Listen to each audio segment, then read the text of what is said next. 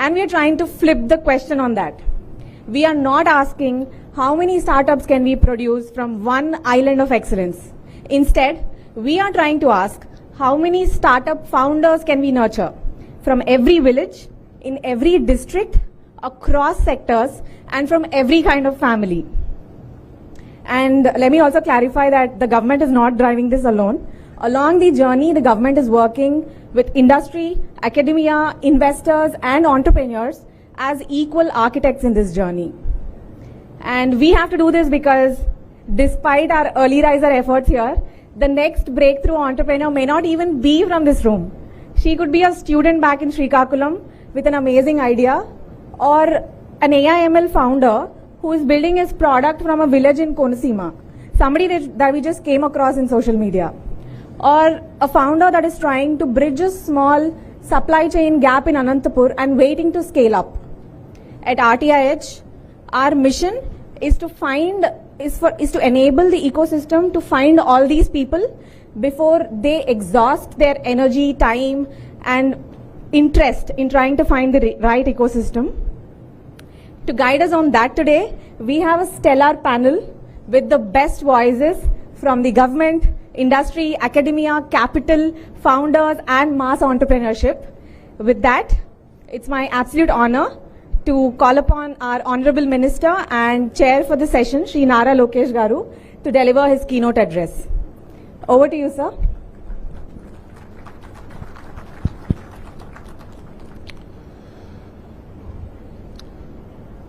Good morning, everyone.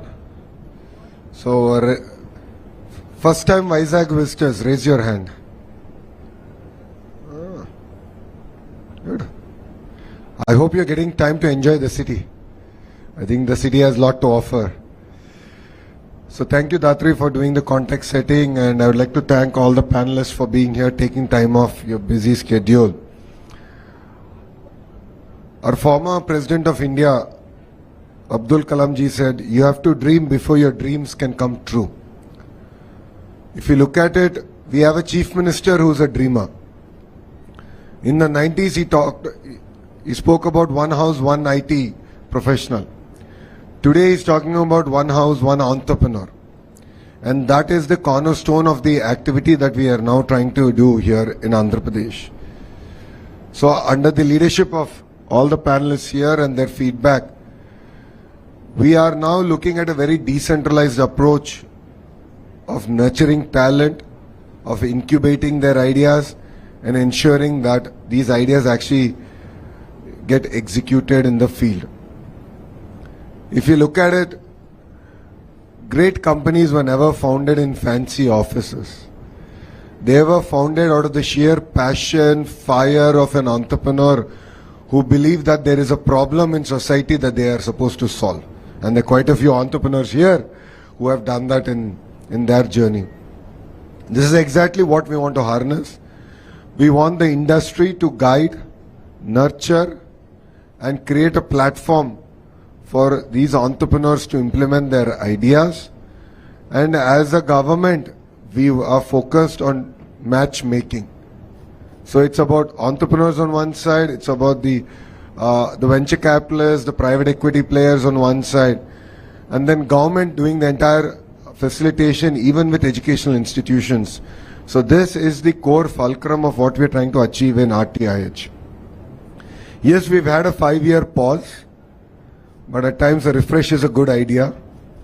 So our entire innovation ecosystem, this time around, we believe that it should be led by the private sector, and that will make this more sustainable. It will stand the test of time and politics, and that is what we are here to achieve. Under the leadership of Datri, we are also working at how can Andhra Pradesh government be a platform of innovation. Unlike other governments, we have tremendous amount of data. And we have a leadership that is really excited about trying new ideas. So the GovTech platform is here, offered to budding entrepreneurs. They can work on it, they can look at data, they can look at how can they come up with new solutions. And then, of course, take that to greater part of India and, of course, to the world.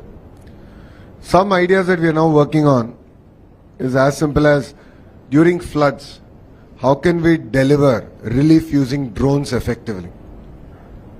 That's one solution, the idea.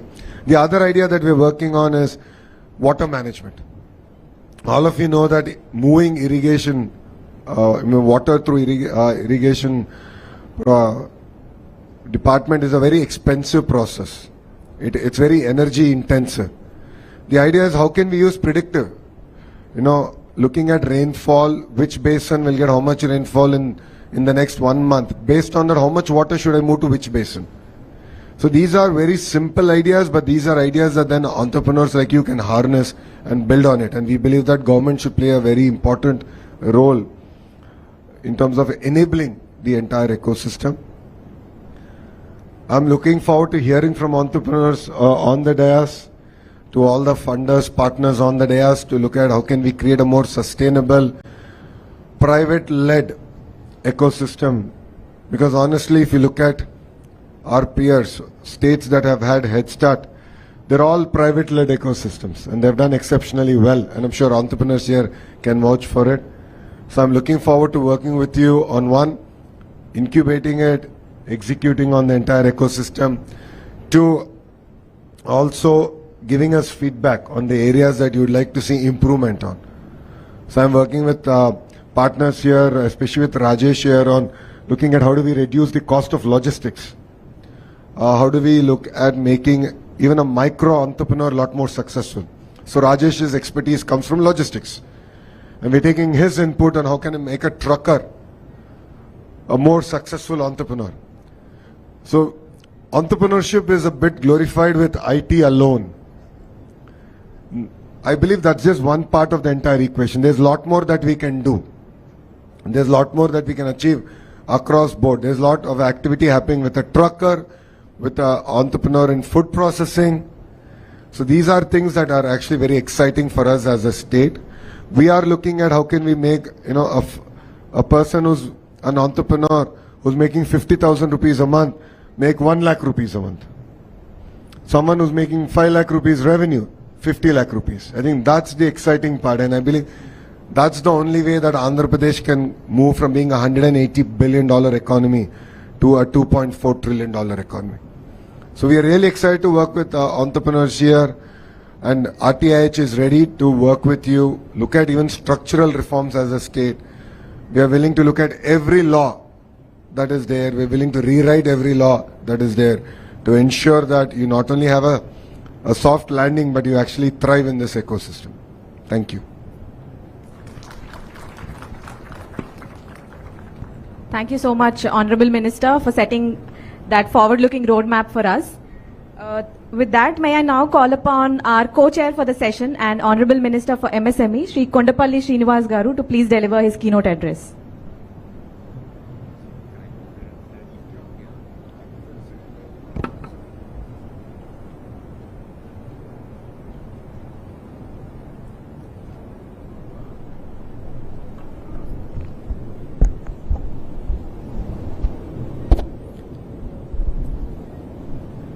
Very good morning.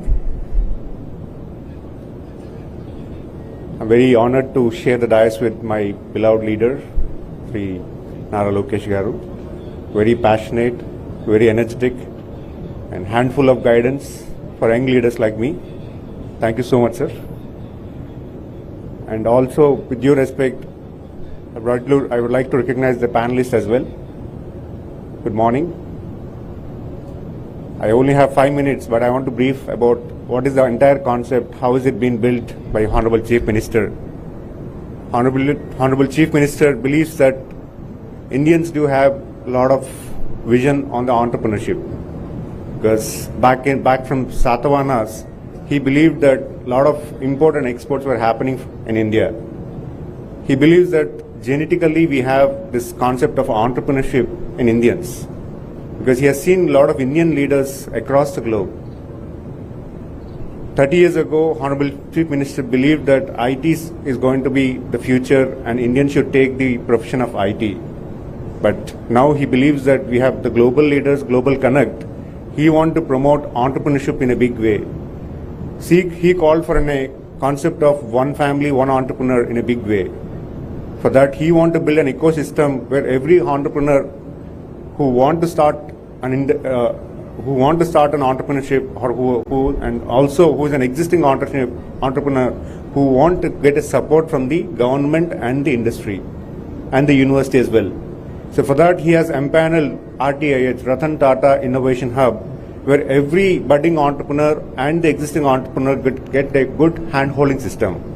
For a new entrepreneur, there is a startup ecosystem that is being built with the help of the corporates who have taken this as a big challenge, along with the government, to do it in a big way. For this, he has taken, we have taken a hub and spoke model, with hub being the Amravati and the spokes being in 5 different zones in Andhra Pradesh. Each zone will have a spoke led by one of the corporate, which is going to get all the industries together in that spoke, in that zone, and try to understand what kind of support can be given to these industries. And they're also linking the universities existing in that zone and trying to get the support to the industry from the university as well. And for the budding entrepreneurs, this spoke is going to conduct the startup hackathons and connecting the universities, getting the students together, and any entrepreneur, budding entrepreneur who has a startup ecosystem, who has a startup and who has an IPR, is going to get a virtual funding concept from this spoke. And the hub is actually going to coordinate all the spokes in a big way. So the concept is as such is in a big way to say, but we have to start somewhere, and this is where, with the guidance of Honorable Minister Nara Lokesh ji, under the IT Ministry has taken it in a big way. He was able to motivate all the big corporates and get them into this ecosystem so that proper guidance will be given to the budding entrepreneurs and the new existing entrepreneurs as well.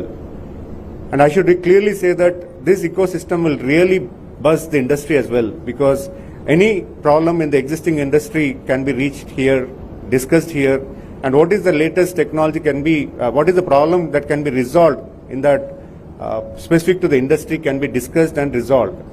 And there is a scope for private, R&D centers to empanel in this RTIH as well. There's so much to say, because world is, we have to build a better world tomorrow, and this is where we're starting. And Andhra Pradesh as such, it's a big concept with RTIH. It's going to boom the industry. It is going to help the industry. Definitely, I would believe that every budding entrepreneur can definitely get help from this RTIH.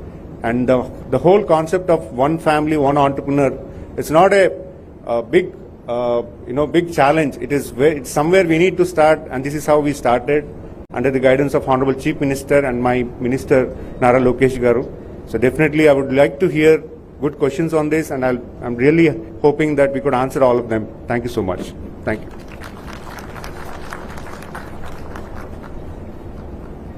Thank you so much, sir. So with that, we can move on to our panel discussion. With the comfort of time that we have, I do have a lot of questions both to both our honorable ministers and the panelists as well. Sir, HMIT sir, I would like to start with you. The one family, one entrepreneur vision is a bold and unheard of vision set by any other state. So on a policy and on-ground execution front, what would this entail? No, if you look at it, both the MSME minister and the IT minister are sitting next to each other. It's a clear message to the entire ecosystem that we need to work together. While RTIH is incubated, RTIH itself is incubated within the IT ministry, but both MSME ministry also has a very, very large role to play. In terms of policy frameworks, and there's already the policies are out there for everyone to now look at, and then also apply for funding, for handholding, and so on and so forth. But what makes it really exciting is the way the team has put the entire life cycle together. So, from your spark, which is the idea discovery, to going all the way to future founders and the catalyst for the early validation, velocity labs for the acceleration. And then, of course, once you go for mass production, then comes MSME, and then once his job is done, that is, once you're in your next orbit, then the industries minister comes into play. But what's really exciting and what's very important for us is to look at how do we create a mechanism where entrepreneurs on the dais, funders like Satish can come in, and identify companies that they want to nurture a lot quicker. Because honestly, currently we are not in the ecosystem of in the startup ecosystem. We don't figure out in that trajectory or in that orbit. And I was talking to Rajesh just before we got here, and we were discussing about, yes, you know, in neighboring states, if you're looking at 10 companies, I'm sure I'll find one company to invest in. Whilst in Andhra, we might have to look at a lot more number of companies. You have to evaluate a lot more because the ecosystem is yet to mature. And that's where I believe RTIH and we as a government have a much larger role to play to ensure that the platform is robust and companies can now do well. Thank you. Absolutely, sir. Thank you. Mr. Ravi Arora, through the Tata Group, you have institutionalized innovation across all its 100+ companies, which is mammoth. So when a state like Andhra Pradesh wants to inculcate a culture of innovation in its population, which is again at scale, what do you think are the foundational steps for that? So I'll try to give the answer in two parts. One is very similar to, for example, Tata Group has about 1 million employees, and equivalent to entrepreneurship is intrapreneurship. That's what we have been trying to drive at Tata Group.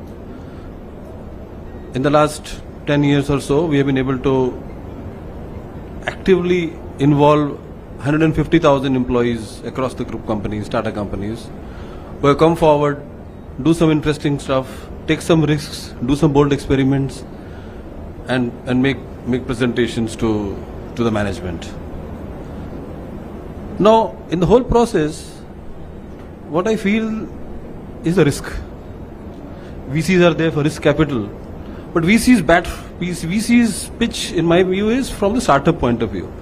But and most of the startups today, which are data oriented, they're hungry for data. And there needs to be a VC equivalent from the corporate side as well. Now, I don't know how to solve this problem. But the problem is corporates, large corporates, also need to take equal amount of risk with the startup. And how do we make it happen is a problem that I think we should discuss and we should try and solve.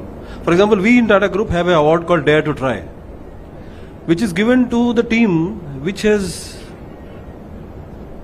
failed after trying a very bold idea, which has failed.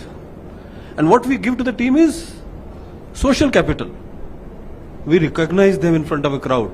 We talk about their failure. We talk about the lessons that they have learned. But we need to figure out what could be a good mix, could be social capital or a financial capital or some risk capital for such failures when a startup which has a good product or a good idea tries to do something at a large corporate which has also taken risk by allowing that startup to work, share data. Can we try and see if we can solve such problems? Can we, for example, in terms of data, can we create a DigiLocker for data so that it is safe and it is only used for experiments? Can we create a Dare to Try escrow account, for example? So these are some thoughts, but I think we need to discuss more, nurture, because if you want to move fast, as we heard HCM, one family, one entrepreneurship, it gives goosebumps initially when it sinks in. It gives goosebumps. That's wow, this is going to happen. And when I came in last time, when I heard this, I was quite. It took some time to sink in. But I think if once it sinks in, I think we'll find ways and means to do it. If we all are united, if we are all are aligned, I don't see any reason why this won't happen. So thank you, Satri, for this question. Thank you, Mr. Arora. The dare to fail concept is so important, and this is something we should inculcate at a society level. Make failure, especially in entrepreneurship, less of a taboo. I think that is one of our agendas as well. Now we'll have Mr. Rajesh Abaji. Rajesh and we share a common alma mater. So anything interesting that he says today, me, along with a couple of other KGPNs here, are going to claim partial credits for that. Mr. Raj. So, Mr. Rajesh, but on a very serious note, you have solved one of the most complicated problems and then scaled that product nationally, which is, I'm sure, very inspirational for a lot of founders beyond metros. So, solving. So for a founder who's building out of, say, Vizag or Vijayawada and wants to scale up from tier 1 and build to national and global markets, what do they do to do it without relocating?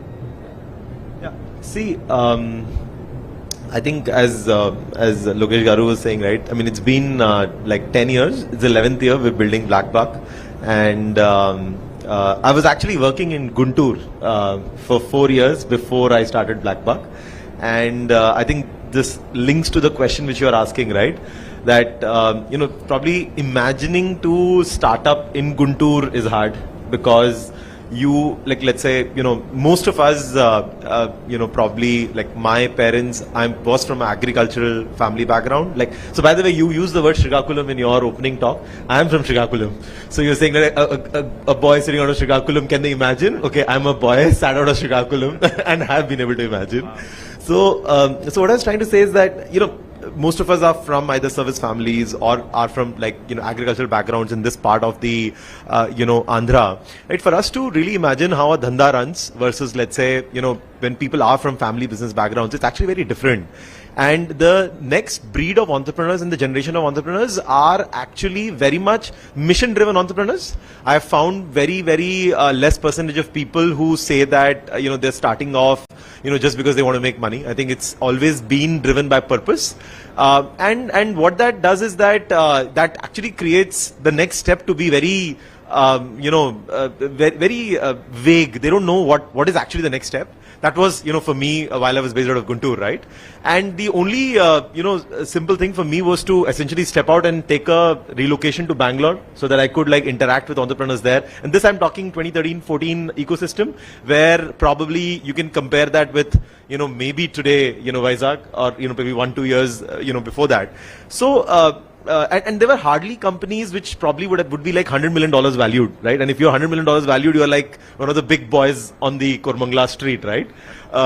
So that was the timeline where, I sort of relocated there and did. So to answer your question, Dhatri, indirectly, I think most important to build for the globe from India. I think it's largely more to do with aspiration. It really doesn't really matter whether which city you are in, right? Once you've cracked the code. Assuming you've cracked the code and you want to really build for the whole world, you can sit out of here and build for the whole world, right? What's really important is if we can be in the ecosystem of Vizag and how can we crack that?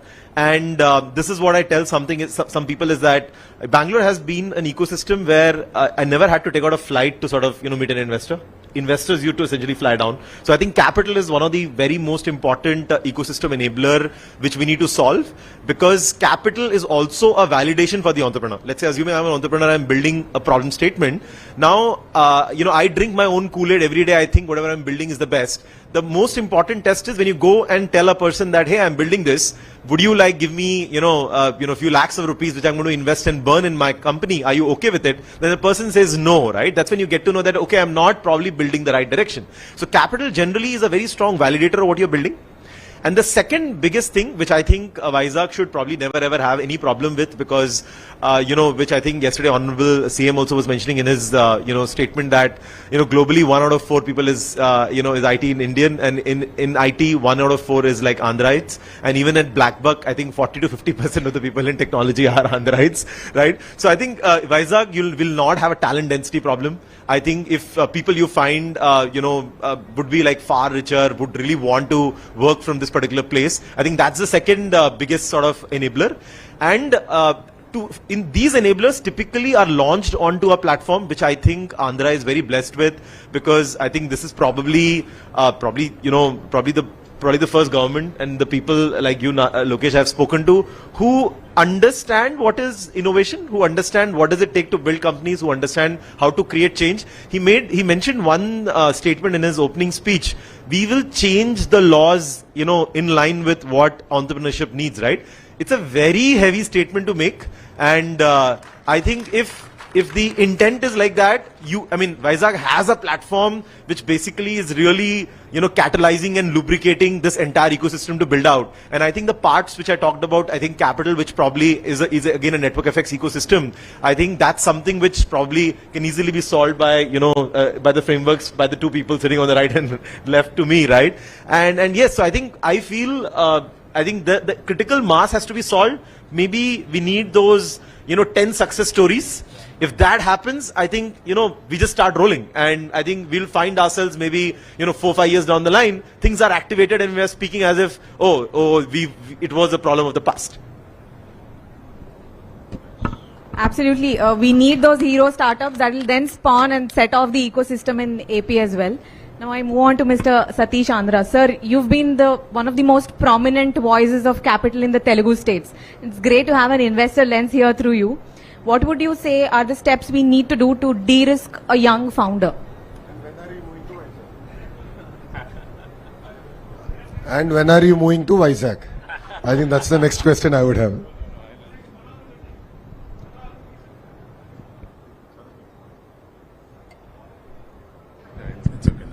Yeah. No, I'll definitely be spending a lot of time here in Vizag. Yeah.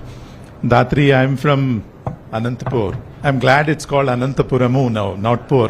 So, and my last name is... Anantapur now has in Andhra Pradesh, 26 districts. Right. It's the 5th district in per capita income. So Rayalaseema cannot claim backward district anymore. Sure. So, and my last name is Andhra. So, a lot of people in Hyderabad question why I'm in Hyderabad after the division. But anyway, fun apart. I think one of the key things we need to recognize is that there are different types of enterprises. I think you look at, there could be a lifestyle business, there could be an SME, there would be a startup, there could be a social enterprise. So it's extremely important to look at all kinds of enterprises. From Honorable Chief Minister's perspective, when he talks about one family, one entrepreneur, absolutely you need to address all of these segments to ensure that there is inclusion, there is contribution towards GDP. I know a lot of us are very biased because yes, India needs to build more unicorns. We're the second largest ecosystem right now because China, entrepreneurs are building for the nation now. So US and India, we're building for the globe. So very clearly, let's look at data. A lot of times, tourism industry is as big as IT services industry in this country, right? And if you look at dairy industry, it's 50% of the IT industry in this country. A lot of times, without really looking at data, we get very biased because all of us keep hearing the same stories again and again and again. So the reason why I want to highlight this is, it's extremely important we recognize all of these enterprises. MSME needs are very different. Startup needs are very different. The capital needs, it's risk capital, non-linear growth gets rewarded, right? Versus a local enterprise, a small enterprise needs are very different. So how do you connect? So there will be Andhra entrepreneurs building for Andhra, Andhra entrepreneurs building for India, Andhra entrepreneurs building for the region, which includes Southeast Asia and GCC, and Andhra entrepreneurs building for the globe. So we need to look at those aspects as well and kind of connect all the dots. I think what is unique about RTIH, Honorable CM's vision and Lokesh Garu's vision is that if you really look at how do you reduce the risk? You reduce the risk. We have plenty of talent. Now, how do you connect that talent to customers? How do you connect that talent to capital? And how do you connect that talent to infrastructure? How do you institutionalize that framework of connecting an entrepreneur in any of these segments to capital, customer, and infrastructure? And I think RTIH has a very pivotal role to play. And the way it's structured, it's so unique that you've got a hub, you've got the spokes, you've got the industry, you've got the academia, you've got the centers of excellence, and pretty soon there will be a fund, and there'll be a bunch of funds actually, not just one fund. There should be a fund for startups and innovation, there should be a fund for SMEs, there should be a fund for social enterprises, fundamentally, and a mentor network that kind of handholds each of these entrepreneurs depending on their requirements, because in the end, every entrepreneur creates wealth, shares wealth, creates employment, contributes to the GDP, both direct taxes, indirect taxes, and we have to empower all of them. And that's what I think is the vision of Honorable CM and Lokesh Garu, and RTIH, I'm sure, is going to play a pivotal role, and we're all here to support, the entire state to kind of leapfrog everyone out there. Thank you, sir. I'll have you talk about the fund in the next round of questions. But just as a follow-up to the answer that you've given, what can we, RTIH and the state of Andhra Pradesh, do to better help VCs connect their capital with talent in AP and also enable them to enter the state faster? I think Rajesh talked about capital validation. I'm a very firm believer that capital chases talent. It's not the other way around, right? So when there is talent, I think investors are greedy. They go everywhere where they can find talent. And also today, entrepreneurs have to look at we're a connected world. While there is geopolitical scenario out there, a best entrepreneur raises capital from where it's plentifully available, builds it where it is inexpensive, markets it where they get a premium, and exits where they get the highest valuation. So you have to have that mindset, right, to be able to do that. So to me, I think let's create success stories.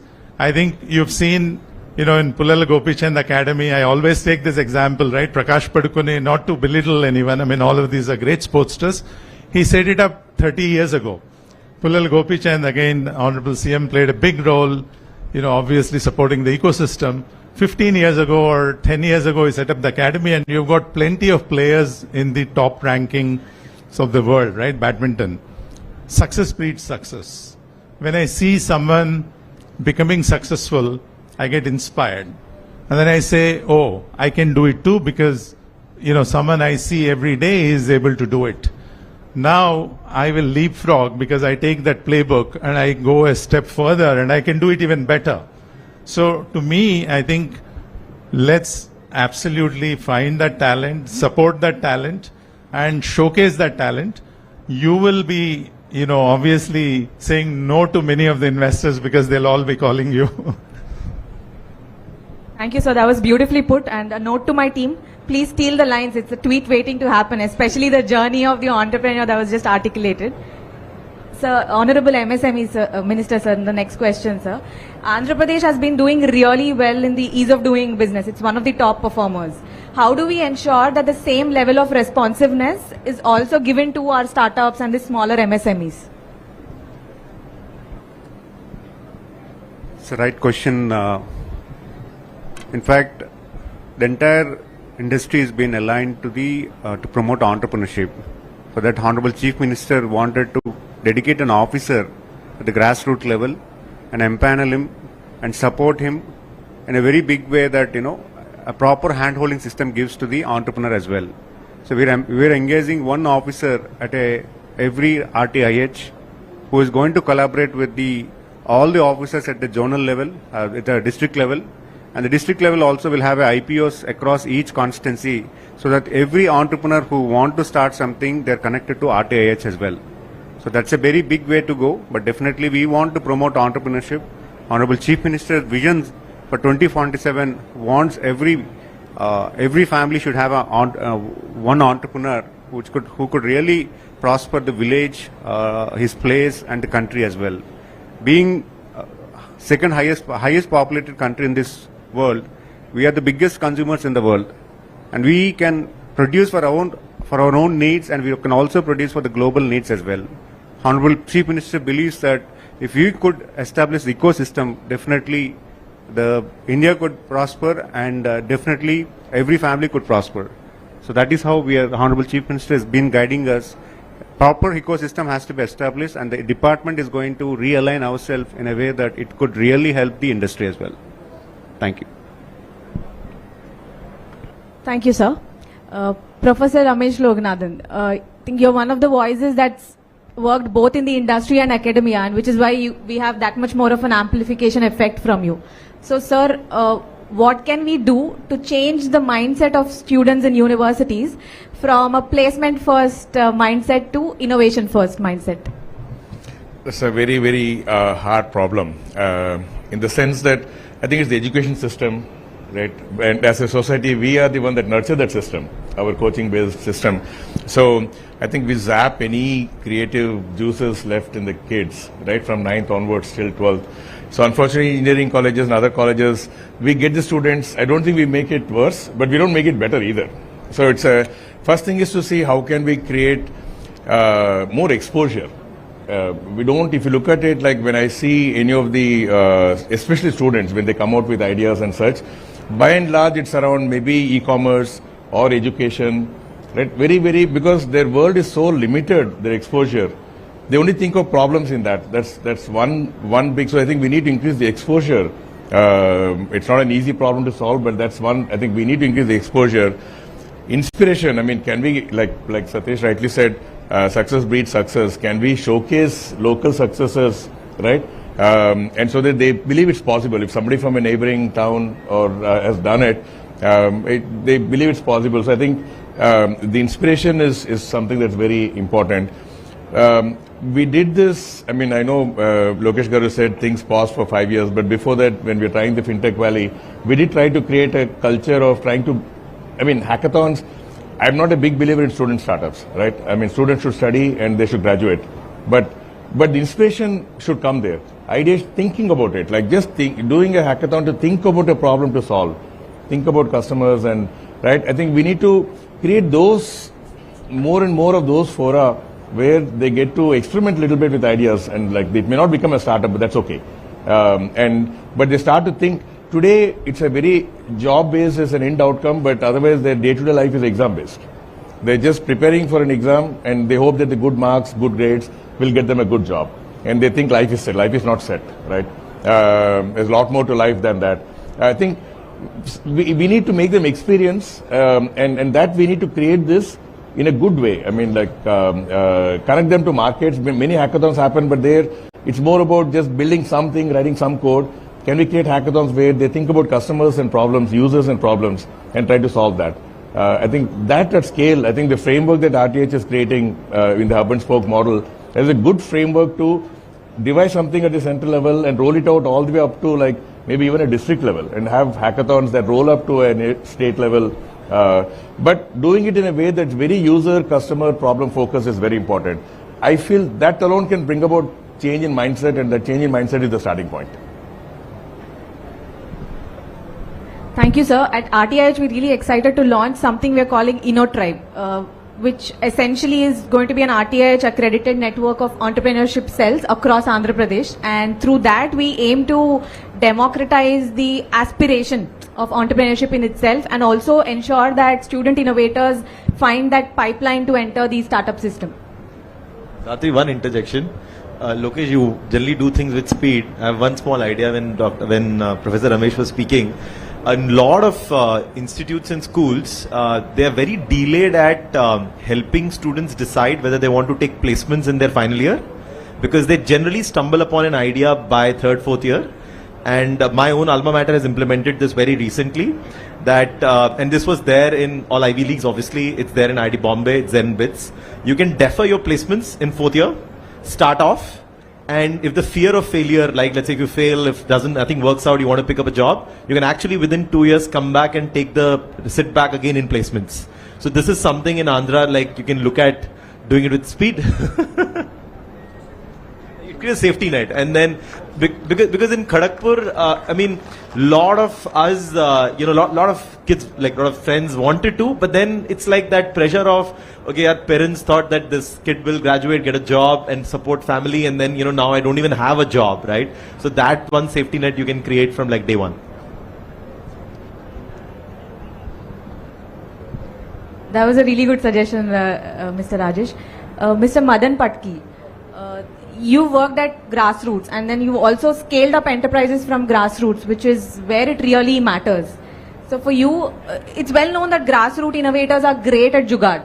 Now, how do we take this Jugaad and help them build scalable, investable and income producing enterprises? Wonderful. Namaskar, and wonderful to be here. Thank you for inviting me. It's fascinating to listen to a bunch of views, very, very energizing. As I was sitting here, I was just reflecting on my own startup journey. I started off in 2000, much before anybody could spell entrepreneurship. Even now, I struggle without word autocorrect happening, whether it's NEUR or NUER or whatever. I sometimes believe the root word for entrepreneurship is antarprerana, right? And that should be the one, right? It's all about inner motivation, right? And perhaps we should, Lokesh, you have to start off by replacing entrepreneurship with antarpreneurship or something like that. Entrepreneurship. That's a great one, right? So, and at that time, to what Rajesh was saying, there were barely a handful of us in Bangalore who were dreaming of being a startup. In fact, TIE started in Bangalore in '99. I'm on the TIE Global Board. Nandan Nilekani was the president of TIE Bangalore. And I still remember attending one of the first meetings where there were like 8-10 of us sitting around a table and asking some naive questions like, if you don't return equity, will you get jailed and stuff like that, right? So, but it's come a long way. The nation has moved a long way. In fact, I was also reflecting very fondly on the Honorable CM's foresightedness that you talked about. We were invited to Andhra as Merit Track in 2003 to conduct India's first ever online graduate employability test called GET, and we did it online across all the districts of Andhra. I'll never forget that because everything that could go wrong went wrong. But that set the tone for what a digital first assessment system could look like, right? So to your point about Dhatri, about the whole vision of one family, one entrepreneur, and you were talking about data. So I think there's a 3D framework in play here, right? Any entrepreneurship model first to be democratized. Today it's getting there. A lot more to be done at the grassroots, right? Can every youth out of any village dream that, yes, I can do that, right? That relatable role models that we were talking about. 2, it has to be distributed. It has to be in every village. That's the concept of mass entrepreneurship. That how do you get every village the equal opportunity that anybody in a Vizag or a Hyderabad or a Bangalore or a Delhi has to access the same kind of resources and knowledge that I can still do it.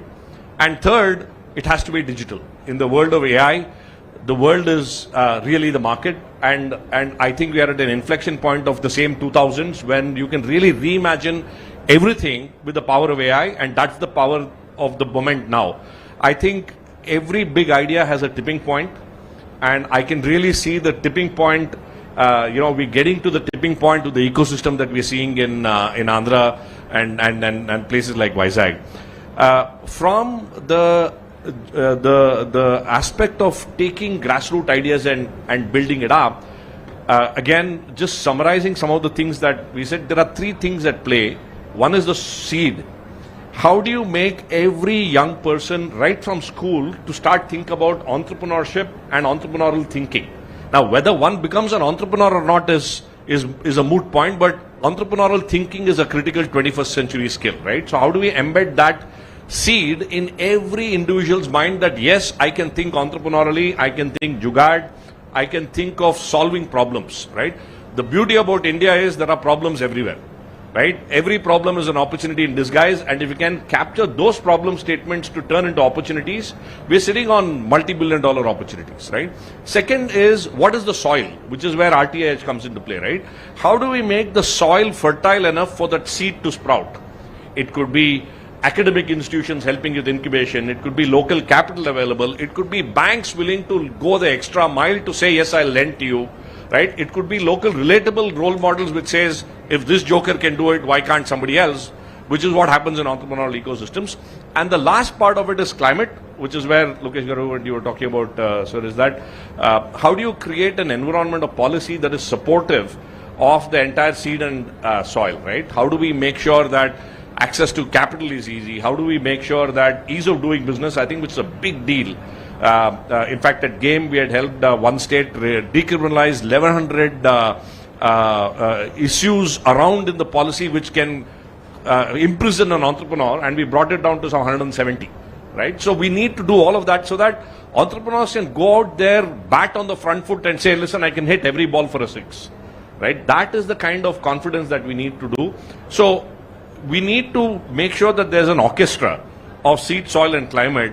And I'm sure with all the initiatives that are happening here, we can build this up. In fact, one last point I would like to say is that at the soil level, we need to be able to infuse, as you were saying, logistics, right? How do we make sure that there are common infrastructure available even at the village level? So if there's a women artisan producing something, she doesn't have to struggle to take packages to 30 kilometers out and then find a logistics network and returns and all that. So can we do that ease of doing business from an infrastructure standpoint?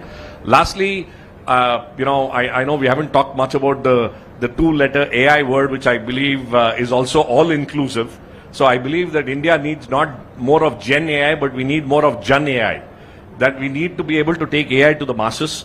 And we're actually launching a large initiative called Jan AI, where every village can it be a hotbed of AI innovation for solving local problems by local youth. And I think that opportunity to do that is fascinating. So look forward to working together at the Global Alliance for Mass Entrepreneurship. We're really excited. We have the Vizag Entrepreneurship Mission that we have launched a few months ago, supported by RTIH, and I think we are experimenting a bunch of things here, and I'm sure, Andhra will be able to set the entrepreneurship model, as we were talking about, to the rest of the world very soon. Thank you. Thank you, sir. Really like the seed, soil and climate concept that you've introduced us to. Hopefully through RTIH as well, we have something called MINE, which is essentially a micro incubator network across Andhra Pradesh, where we have mobile incubators traveling to the remotest parts of the state and taking innovation and the incubation ecosystem right to the doorstep of the grassroots innovator. He need not go searching around for the right ecosystem. HMIT, sir, we come back to you once again. Sir, you want to make entrepreneurship a statewide aspiration.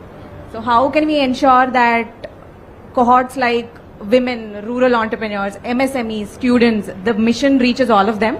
That is one. The second one, sir, we have a lot of investors, students, innovators watching us today. So what is the signal that AP wants to send out to them? I'm getting all the tough questions. I think, to be honest, well, I'll answer your questions, but I think the entrepreneurs in the room, first thing you need to realize is you need to have fire in your belly. Please understand that. There is an example for us, that is our Chief Minister. Just look at his journey. What was Hyderabad in 94? Nothing. He took a barren land. He got L&T to build a round building called now Cyber Tower. Then he managed to steal Bill Gates out of a cocktail networking dinner, pitched Hyderabad, got them to do their center. ISB was coming up in Maharashtra. He hijacked the flight that was going to Tamil Nadu, Madras back then, to Hyderabad, served breakfast with his own hands to all the who's who of India to get ISB to Hyderabad. Let's look at what is he doing now. The quantum mission that's getting created in Amravati. When he first called me and he said, "Yaar, I want to do this quantum thing," I'm like, what is he even talking about? So I went to ChatGPT. I said, ChatGPT, give me a 2-page note on what is quantum, what is the ecosystem, what does it mean? But please understand that he didn't leave it there, right? He follows up, the persistence, perseverance. So why am I sharing this with you is entrepreneurs here, you need to understand that there will be 99 naysayers. It won't happen. Why are you wasting your time? But it takes that 1 second every morning to say, no, I'll go get it done.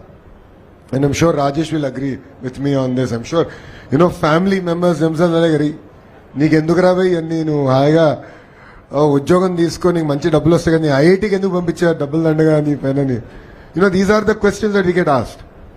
But that fire in the belly is what all of you need to have. You need to drive, you need to be patient, you need to be persistent. Coming back to the question that is asked here, right? I think there's a lot of work that we need to do.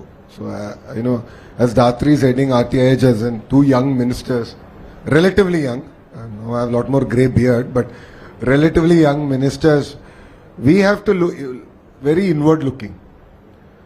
With all the panelists here, we need to sit, we need to work, we need to analyze, we need to introspect the changes that we need to bring. Let's accept one fact. It is not easy to do business in India. Let's accept the reality. While every one of us is trying to, top the ease of doing EODB or now Andhra May speed of doing business, let's accept fact that it is not easy to do business in India. But what I'm promising to every entrepreneur in this room is Andhra is a platform willing to change. We are here, we are willing to look at every regulation, law, to make your lives easy, to really deliver in spirit on the ease of doing business. We spoke about, logistics in the village. We spoke about the artisan who wants to supply the product to the US. Or to the grandmom who's making pickles at an industrial scale and sending it to Europe.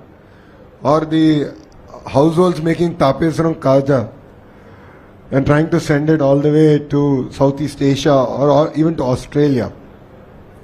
Logistics matter. Certification matters.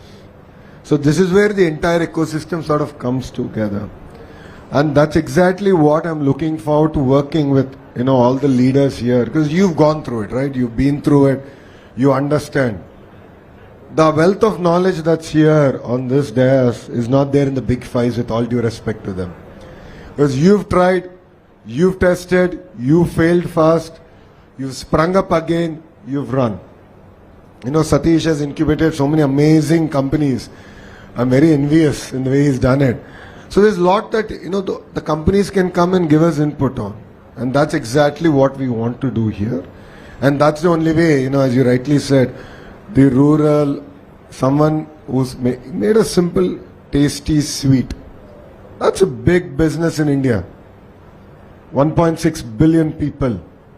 And we love our sweets. We love food. That's a big business. Millets is a big business. Right? There's such amazing ideas in rural that we can harness.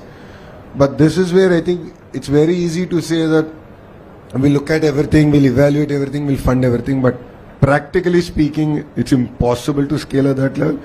But how do you create an enabling environment that will stand the test of time and politics? So beyond the people who are sitting on this dais, right, our lifetime, they should still continue to succeed. And that requires an institutional framework. And that is what, as young ministers, we offer to the people of Andhra Pradesh. Please understand, 17 out of 25 ministers are first-timers.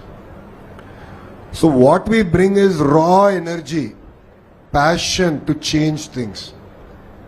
While I know it's not a dais to talk politics, but please understand, while the political party now has 4.5 years of legacy under its belt, but the team now that's representing is very young.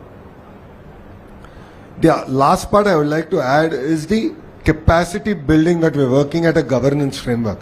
Yesterday we signed an MOU with the Singapore government, and the first point we inked is building capacity, where officers like Datri will go to Singapore, understand that what is the framework required. Yeah, we can keep changing laws, right? But then Lokesh is here today, Lokesh might not be sitting here tomorrow. How does the framework continue beyond me or beyond individuals? I'm sure Rajesh knows this, right?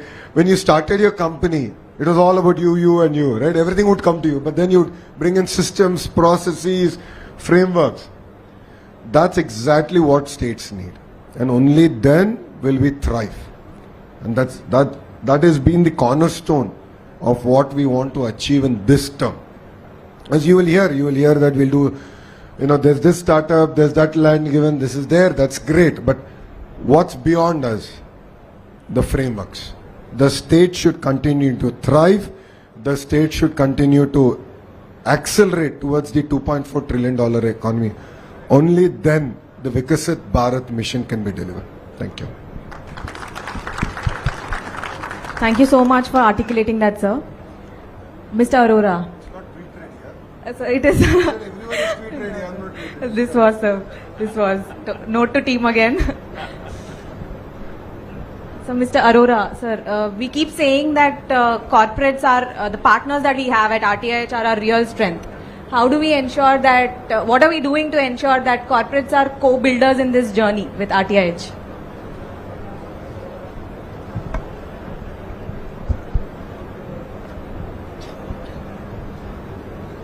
I think Satish mentioned that capital chases talent. I think it's no different. Even corporates also chase good products, good companies, good services, good talent. So, in fact, everybody chases good talent and good money. So, there's no doubt about it. So, I think if you're talking about RTIH and the role of corporates, I think Lokesh Garu mentioned about ease of doing business. But when you mention about ease of doing business, I think the context is obviously mostly startups. How can we nurture startups faster? But I think, at least in Tata Group, what we say is, how do Tata companies become most attractive corporates for startups? That's what we try to do it. Can we do something so that we become the most attractive? Because we are there in almost every industry. We have thousands of problems. In fact, starting Monday, we are starting a program for shop floor workers and supervisors, asking them to identify problems which can be solved using AI. We are targeting about 15,000 shop floor workers in this month, to help them identify problems. Then we train them, and then we put them with mentors who have done AI projects in Tata companies, and try and see how we can scale. In fact, my team does a lot of work in identifying startups, giving them use cases. We publish use case every month on an open website. Startups apply, participate, we discuss, and then when it comes to giving an opportunity to startup, we find there are a little bit of rough edges. It could be, most of them are due to legal systems and stuff like that, which I don't want to go into detail, but we are trying to solve it. So I think we can accelerate this journey if we can have an equivalent of 3PL, for example, since you are here. Can we have a 3PL for startups to ride on and do some use cases in corporates, which can de-risk the whole thing? So this is a big problem. De-risking to work with startups is a big subject. It's not an easy, but I think there's a role that 3PL can play here, equivalent of 3PL, not really 3PL, but I'm just drawing a parallel. So corporates are hungry. If there is something that we can do to bridge the gap between this hunger of corporates and those barriers that I'm talking about, I think we can accelerate a lot when it comes to helping this vision of one family, one entrepreneurship. And let me quote our very similar to what we've been talking about HCM's vision. Our chairman, he participates. He sort of when it comes to, I talked about recognizing failures. There's one of those years when we didn't have any award for the failure. So there's one evening in which there are about 15 awards given. There are 15,000 nominees, and there are 15 awards, so 1 per 1,000. More difficult than IIT JEE Advanced or JEE Mains to win an award in Tata Innovation Ecosystem. So there was no award for Dare to Try, and he was quite upset. He said, I'm very unhappy. While we have given 14 awards, but for me the most favorite award is Dare to Try, which means there is something which is missing. Why are people not trying bold ideas? So there was a message, and that is a message. And when we have leaders like HCM and our chairman, and I think, as I said, we all can come together and help their vision, accomplish that vision of our leaders. Thank you. Thank you so much, sir. Just to add to that, for any of you who's curious as to what the 17 plus partners that are working with RTIH today are doing, they are literally leading the whole initiative, driving it on themselves. We have corporate innovation challenges wherein, as Mr. Arora just mentioned, corporates throw their problem statements open for startups to work on, that then go on to become procurement channels and work orders for startups. They are also trying to open up their test beds, their labs, so that startups can have access to the data sandboxes that they can work on. They are also anchoring certain sectors across our hub and spoke network. And also imagine the best people in the corporates that are coming in now as mentors in the RTIH network. So we're really grateful for all the support that we're getting, sir, from the corporate and the knowledge partner network that we have in RTIH. Mr. Rajesh, we come back to you now. You've mentioned how it's so important to create hero startups. So we do have a lot of startup founders now working. So what can RTIH and Government of AP now do to help them in their scale journey? See, I think, if the startups are created, right, I think that, I mean, I'm being very, very, upfront and obvious here that they really don't need much of help. Just to be around them and ensure that we're not doing anything stupid that they really, say ki I'm bumming Vizag and I'm moving out of here. So I think getting something created is actually, so basically, let's say assuming startups begin, let's say assuming 100 startups or let's say 1,000 startups, begin, right? Getting to the first institutional raise and getting to something really working, right? That, that fall is the highest. Probably 1,000 may say, less than 10 or 7 or 8 will get there. Once it's working, the chances of these companies probably, IPOing maybe 30 to 40%, right? So literally after it's created, after the founders know what they want to do, how to figure things out, etc. I think, letting them be and not disturbing them too much is how I will put it as. And if they come to you guys for help, figure it out or at least act like you're helping so that they tell the good things about you guys, right? Yeah. Point taken. We're just going to let them be if they already started up and doing well. Yeah. You'll land me up in trouble, boss. Mr. Satish, sir. So you're already helping us do this, but I just wanted it to come from you. The Alternative Investment Fund, especially a state-backed AIF that we're trying to build. What kind of design principles do we put in place so that the private capital is not hesitant to invest in that? Yeah. I know Bhaskar Garu is here, is very actively, obviously working on this, and it's been a dream of Lokesh Garu also. So I think first thing we need to do is make sure that it's privately run and it's neutral, right? And it's very focused. The most important thing is that a lot of states do a mistake of course, we need to create a fund to support entrepreneurs in the state, and that's important. But also to create that escape velocity and to create the success, we should be a bit more flexible. One of the things we could do is that if you have significant operations in AP, right? Even the founding team could be in Bangalore, could be in Hyderabad, could be in Chennai, it doesn't matter. I'm not saying all of them, a portion of them. If they have significant operations in AP, right? A small piece of the fund could be allocated to them. So I think when we create a platform like that today, I mean, if you really look at Startup India took birth 10 years ago, a 10,000 crore allocation by government, Honorable Prime Minister, all credit to the Commerce Department, right? DPIIT. The 10,000 crore had a multiplier effect of another 10. So 100,000 crores went into the startup ecosystem, right? So very similarly now, if you look at, there's a deep tech fund, there's an AI mission, there's a quantum mission, there is RDI fund of 1 lakh crores that is recently announced. So there are several initiatives. There is Self-Reliant India, which is an MSME fund. That's again another 10,000 crores. One of the things we need to do is leverage all of these schemes. State will definitely contribute and the private investors will contribute. But let's make it a neutral platform, privately run, and run for profit, and run on merit primarily, right? So that it'll only grow and become really big. I think that's the plan, and that's the structure. All of you and Bhaskar Garu, everybody is kind of putting into place. And I believe that, like I said, we should have at least 3 funds or 4 funds from my perspective. We should have an innovation fund. I think there are some ideas, how do we jumpstart innovation? Like you talked about, speed of business is the tagline of AP today. We talk about a lot of deep tech stuff.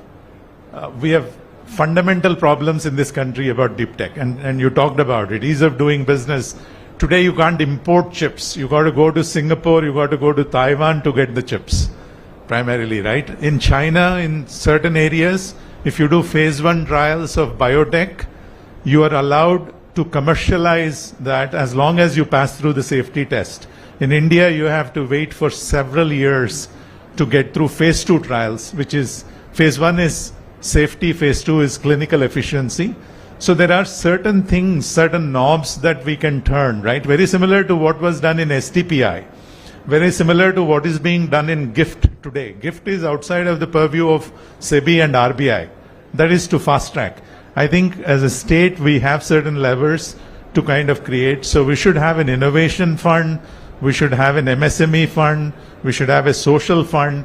And we should also have a women entrepreneur fund. I think we should have multiple funds, absolutely, which are all run by very, very efficient fund managers, right? So that we can create this ecosystem that'll evolve and make us, all of us, proud and give enough opportunities to the entrepreneurs. Thank you, sir. Ratri, I want to add one thing. On this, the scaling part and early startup part, right? Government is always one of the biggest customer of services. The amount of spend government does, right from technology to, let's say, obviously at a national level, defense to logistics to etc., right? And like in many countries, lot of startups, I think 30 to 40% startups are building for government as well, right? So in that direction, like we can probably review every spend, and generally we find that it's not a very, open area to really go and innovate. And if that we can open up, that can actually give a lot of startups rooms to really grow within the state for the state consumption. Absolutely, sir. You keep talking about making AP the GovTech capital of the world. That is something we have in cards, where we really are serious about developing GovTech, civic tech solutions here in AP, and that becomes the epicenter of innovation in the governance front. That's in full control of yours. You can just enable and debottleneck. No, see, the matter of fact also is that the entire speed, right? I mean, if you look at the mojo of Andhra Pradesh now, it's all about speed of doing business. Where did it all start? It started with a conversation that Chandra sir of Tata Group and I had while I was dropping him at the airport. So he came to meet the CM. So one way the industries minister, the other way I went with him. He said, yeah, we don't get time. So might as well steal that 40 minutes in the car so I can do my rapid question fire round. I wish I recorded, I should have got this camera and put it there record. I asked him, I said, sir, this time around, what would your advice be to me? He said, speed. His point was, please understand that today, pretty much all large organizations are doing north of billions of dollars of investment. Speed matters. A 6 months delay, once projects get grounded, entire business plan goes for a toss. Why am I sharing that with all of you here is that conversations that we have are very serious, are in-depth, and the state actually acts on it. It's not, acha baat hui hai, I got a chance to meet Chandra sir, took a selfie and we forgot. No. In fact, that's not a priority. Our priority is more, what is the feedback? What are the areas that we can improve? So as Satish has also shared that, lot of changes, it could be regulatory changes. And that's why I keep jokingly saying, in Andhra Pradesh, we have the double engine bullet train Sarkar. So you have Namo, as we say. So Namo is no longer just Narendra Modi ji, it's Naidu and Modi ji together. So the idea is our ability to champion policies at the national level is also something, we have appetite for it. And the beauty is Government of India also is recognizing the fact that incremental reforms are not going to get us where we have to. The beauty is that today Government of India, like when I talk to Piyush ji or Ashwini ji or even Nirmala madam, they're all like, you tell us what we have to do, but double digit karna hai. We have to grow at 11-12%. You tell us. Transformative changes we're willing to do. I think that is exciting. And that is something where I'm looking forward to working with leaders on the dais, off the dais. Because tell us the changes that you look forward to. It could be in biotech, in chips, our ability to import, our relationships even with countries, our neighboring countries. These are things that, Government of India is very serious, passionate about. And Andhra Pradesh is one state that can champion those conversations. Please understand, like Google's investment in Andhra now sounds great, but it took us 13 months of hard work. We followed on, we worked on regulation, data privacy, lawful intercept definition, data embassies, to retrospective taxation. We really worked on it. It was done in the interest of our great country, our nation. In the process, Andhra had first mover advantage, so be it. If other states are sleeping, I can't help it, no? Like quantum mission. We are not looking at just bringing a quantum computer, but we are now working on how can I tap the entire funds available in the quantum mission, build the ecosystem, now go back to manufacturing. So what you will see 10 years from now is actual manufacturing, research, manufacturing actually happening in the Amravati cluster. So that is what is required, and that is what I'm looking forward to working with all of you. See, with all fairness, I'm a reasonable expert in politics and policy making. I'm not an expert in logistics. So I look forward to working with Rajesh on logistics. I look forward to working with Satishji on how do I create the ecosystem for fundraising. But you need to challenge us, you need to push us, and only then we can create this vibrant ecosystem that can not only make Andhra Pradesh proud, but India proud.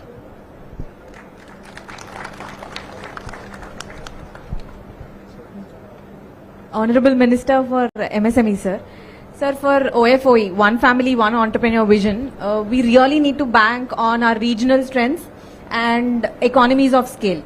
How do we make this mass movement through the cluster approach that we have and through MSME, sir? That's a nice question. Firstly, you should recognize the ministry as such. Honorable Chief Minister has aligned the departments in a very passionate way. No, in the country, no other state has this ministry. MSME, SERP and NRI Relations and Empowerment. It actually connects to the grassroots level to the global level. We have SERP department where 90 lakh women work for empowerment, their financial empowerment, their social empowerment. So we are starting with SERP department to adopt one family, one entrepreneur. There's a target of 1 lakh women should convert into entrepreneurship every year. Honorable Chief Minister has given to us. And MSME department is closely working to scale this up. We are trying to enlarge to maximum more than 1 lakh or 2 lakhs. We're trying to create the ecosystem, getting the private players, train nurture the women, form the value chain, create a brand, and so that there are a lot of verticals altogether. They have food processing, they have gifting culture, they have a lot of good ideas which can be taken into a global value. So the government is clearly working with the private partners to empower these women. SERP is actually adopting in a big way with one family, one entrepreneur. And as such, MSME is closely working with SERP department and RTIH and along with the Ministry of Industry as well to connect the global value. And we also have the NRT ministry here, which is closely working with all the NRIs. There is a large Telugu diaspora which is across the globe. We're inviting them, connecting them to the state, trying to build the network so that the market access can be, connected to the global value, and all the products that are being manufactured or being produced here can be scaled up to the global value chain. So there's a big way to go, but we are starting here. We're aligning the departments to work. We're building the policies to get into that line, and we're taking the private partnership. We are taking the help of RTIH in a big way. It has to be a closer connect, and we are also taking the cluster approach. As such, Honorable Chief Minister has divided the entire state in a cluster approach so that the large industries are connected to the ancillary units. So the logistic cost can be reduced. As such, we have automotive sector in the Anantapur. We have a petrochemical side in the across the Ramayapatnam port, and we have bulk drug across North Andhra, and we have steel industry in the North Andhra. We have IT hub in Vishakhapatnam. We have quantum hub in the Amravati. As such, There's a lot of, and the drone hub in Karnool. So as the entire state, and we're adopting the futuristic technology as well. We have a aerospace policy, we have a space technology companies, we're inviting the private players, we're inviting the defense policy where we're incentivizing based on getting the, rights from original equipment manufacturer. So a lot of policies have been built to adopt, to bringing the industries to state of Andhra Pradesh, and also creating an ecosystem where the cluster approach can be taken in a big way, incentivized, and we also have a big thing called 175 MSME parks. Honorable Chief Minister believes that getting the employment close to the city is not the right way. He thinks that the rural people should really get an employment. So he has created 175 MSME parks. So these rural people can really start somewhere with better ecosystem, better facilities. With these parks can really accommodate them in a big with a good support, where their capital investment and operating investment can be reduced. And there's a big way that Honorable Chief Minister is also trying to create a cluster, common facility centers in these industrial parks. So there's a lot of ecosystem which is really going on, and we're inviting the private players to collaborate with the government so that we really could take it to the global value, global chain. Thank you for that. Thank you. I think what Srinath spoke about is the verticals. I'm sure if anyone visited my sessions earlier, you would have heard this from me. Vertical and horizontal integration in a cluster. Horizontal is where my ministry comes in, which is education, right? Let's take solar cell manufacturing. There's so much of research that can still happen. So I'm working on global education institutions who have expertise in certain segment. So like James Cook University to look at aqua, right? University of New South Wales to look at solar cell. How can we do rapid prototyping from ingot to testing, wafer, the whole 9 yards? So entrepreneurs like you who have an idea, who understand material science, can actually go there and then incubate. So vertical is set. The ecosystem companies are in. The horizontal is where we come in. As you rightly said, testing. Certification. Air conditioning heat pump. Again, Blue Star gave me this feedback. I don't know how many of you know, 50% of India's air conditioners are manufactured in Andhra. With the new agreement with LG, Daikin and Blue Star, it's going to go to 70%. But there is no certification agencies there. So anytime a heat pump that's made for Europe or anywhere, you have to get certified. We need to send it to Germany or various other countries. Our engineers have to go, minimum 2 crores is spent just on certification. The question that was asked to me is like, why is it not there in this ecosystem? That's when it struck to me. So we're doing this glass city, drone city, and so on and so forth. So certification, testing, common facilities itself becomes a huge draw for entrepreneurs to actually come and look at. So just to add on to what you said. Thank you, Srini. Yeah, thank you, sirs. I just have 2 more questions, and I request my guests to give crisp answers in the interest of time. Professor Ramesh, we do have brilliant research talent in India. We see that often, but then the commercialization of research is a little poor. How do we help, sir, this lab to industry journey? I think first off, we need to get those good research institutions, right? I'm with an institution that our CM Garu created, right? Ground up. Like Lokesh Garu said, ISB was brought in, but Tripartite was created ground up, his vision, right? And he created, and I think today it ranks in 25, 26 years, it ranks now among the top 1 or 2 in the country for AI research, right? And maybe top 5 in the country for overall computer science research. I think we need those institutions to come up first. I mean, lab to land requires good quality research happening. So on one end, we're going grassroots, intent entrepreneur. On the other side, you need to get those, like Satish said, technology for the world, right? Or the innovation for the world. That will by and large be based on some deep science, deep tech. So I think there needs to be those research centers created first. The mindset, I think, when the vision of the government that day was like you create an institution within the government framework, it will become yet another government academic institution. It was kept outside the government framework. Today we are a private university, our sole promoter was the state government. And I think that mindset is very important. So it should be started with that mindset that you're doing research and with the intent to commercialize, the Israeli model. I don't think we have much of it in India today. IITs had a long way before, and now they're changing last 10, 20 years, but still very slow to change. Institutions like IIT are good in this sense because we have to generate our own funds. We have very strong intent to commercialize, but we are limited in bandwidth in terms of what we can do. We're doing good, but we could do much better. If you create a new breed of institutions with that intent, Israeli model is what I would suggest. Create those hubs, small hubs, PG research institutions. Teaching is not the focus. I think that is required with that new mindset is what I would think can bring about a significant shift. Thank you, sir. Through the numerous centers of excellence that we're going to have in the RTIH network, hopefully we do an actionable interaction with our knowledge partners and research institutions. Mr. Madan, the last question to you is, how do we make entrepreneurship a mass movement and not just an urban privilege? Very wonderfully said. I think the first thing begins by, and I've seen it happen, the miracles happen. We've taken literally zero educated, illiterate village youth, and in 6 months to a 1,000-hour intervention, we've transformed them to be English-speaking, digital illiterate entrepreneurs, professionals. We've done it for over 100,000 youth across 100 districts. So much so that two of my rural youth and I are the first day for sure, the entire incoming batch of all civil servants of the country, where we talk about transforming rural poverty. That's the power. So at RTIH, if we can shout from the rooftops that there is unlimited potential in every youth, right? Make them believe that they are capable of miracles, miracles will happen, right? So I think that is the second thing is the journey that we've been talking about of youth. 4 stages quickly. One is inspire. How do we inspire them? How do we create aspirations in them to become entrepreneurs? How do we get them to respire where they start? And how do we get them to perspire where they start growing?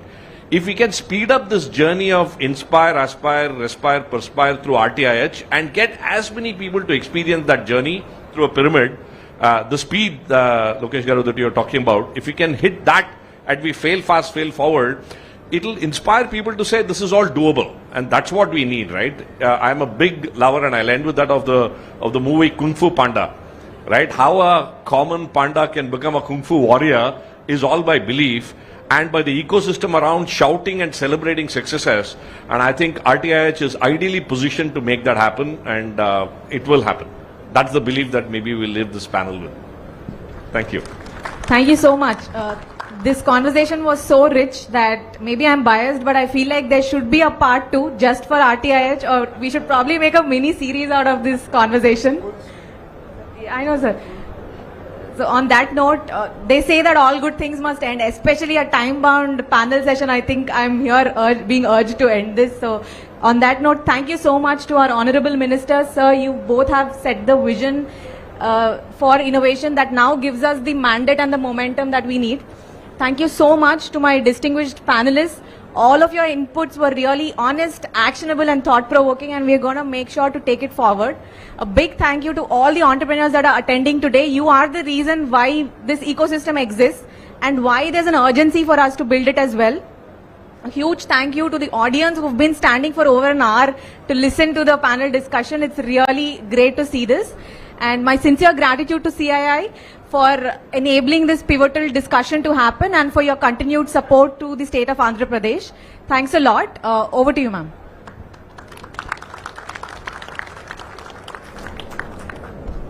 So I must say, power pack, energetic, innovative, thoughtful and visionary session. I request all the audience to give them a big round of applause, and a huge round of applause in fact, so that they hear that we are appreciating this session so much. Thank you so much to all the panelists and honorable ministers. Now, to give respect and in honor, may I request Honorable Minister Mr. Nara Lokesh to facilitate our co-chair and esteemed panelists. May I request, sir, if you can come forward with a token of appreciation from Government of Andhra Pradesh and CII.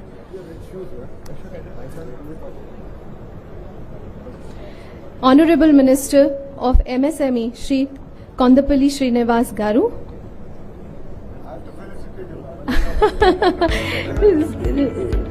An opportunity for all of us. The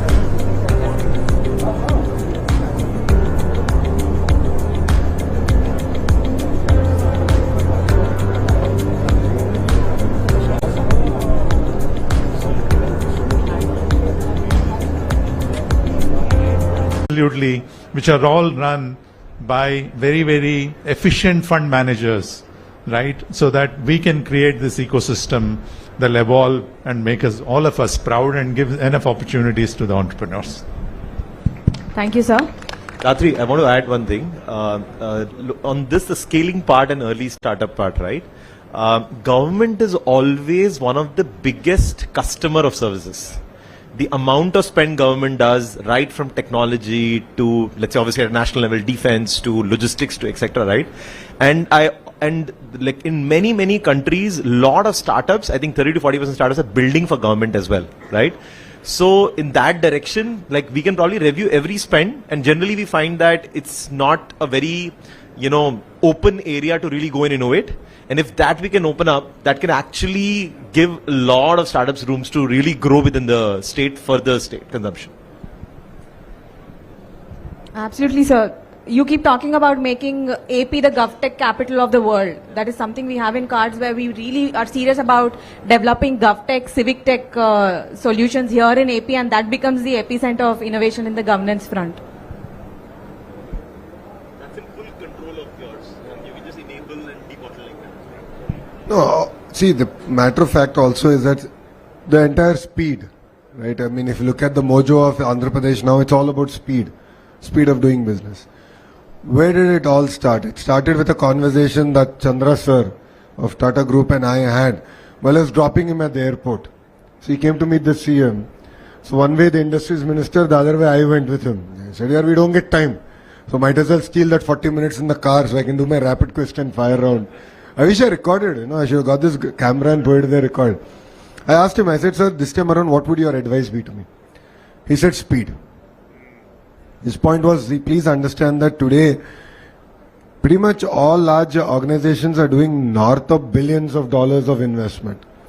Speed matters. A 6 months delay, once projects get grounded, entire business plan goes for a toss. Why am I sharing that with all of you here is that conversations that we have are very serious, are in-depth, and the state actually acts on it. It's not, "Acha baat hui hai, I got a chance to meet Chandra sir, took a selfie and we forgot." No. In fact, that's not a priority. Our priority is more, what is the feedback? What are the areas that we can improve? So as Satish has also shared that, lot of changes, it could be regulatory changes. And that's why I keep jokingly saying, in Andhra Pradesh, we have the double engine bullet train Sarkar.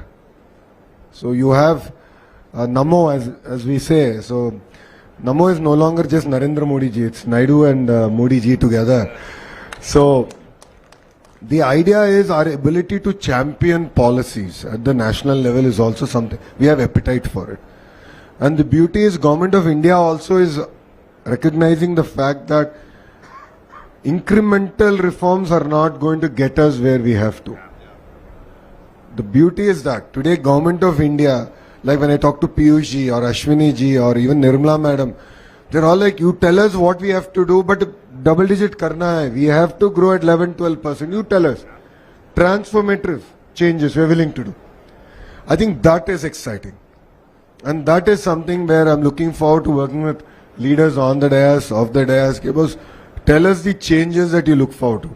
It could be in biotech, in chips, our ability to import, our relationships even with countries, our neighboring countries. These are things that, Government of India is very serious, passionate about.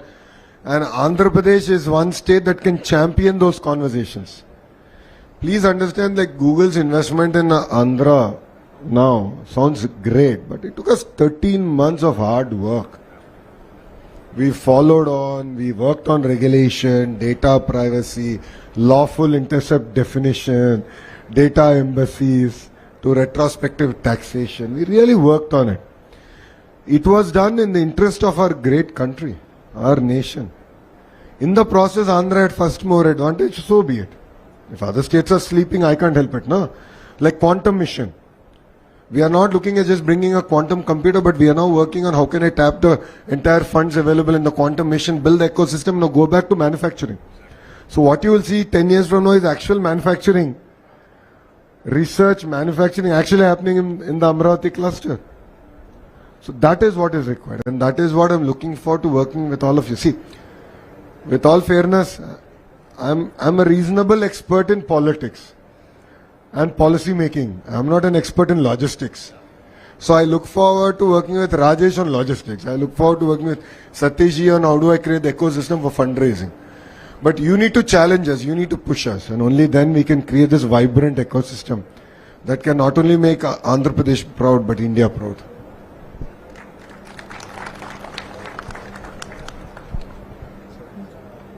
Honorable Minister for MSME, sir. Sir, for OFOE, one family, one entrepreneur vision, we really need to bank on our regional strengths and economies of scale. How do we make this mass movement through the cluster approach that we have and through MSME, sir? That's a nice question. Firstly, you should recognize the ministry as such. Honorable Chief Minister has aligned the departments in a very passionate way. No, in the country, no other state has this ministry. MSME, SERP and NRI relations and empowerment.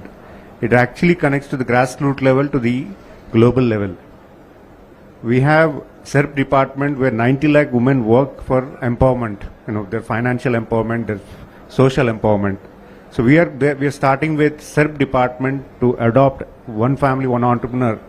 There's a target of 1 lakh women should convert into entrepreneurship every year. Honorable Chief Minister has given to us. And MSME department is closely working to scale this up.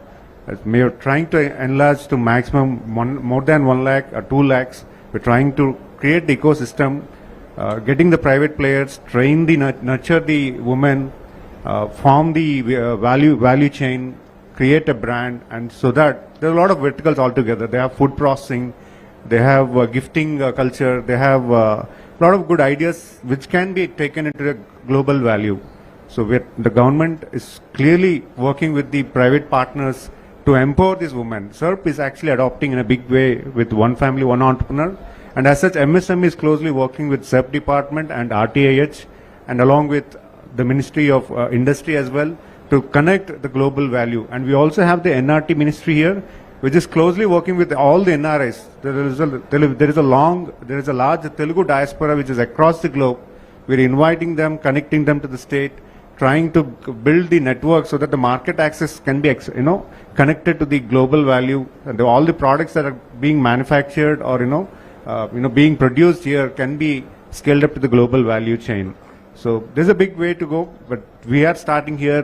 We're aligning the departments to work. We're building the policies to get into that line, and we're taking the private partnership. We're taking the help of RTIH in a big way. It has to be a closer connect, and we are also taking the cluster approach. As such, Honorable Chief Minister has divided the entire state in a cluster approach so that the large industries are connected to the ancillary units.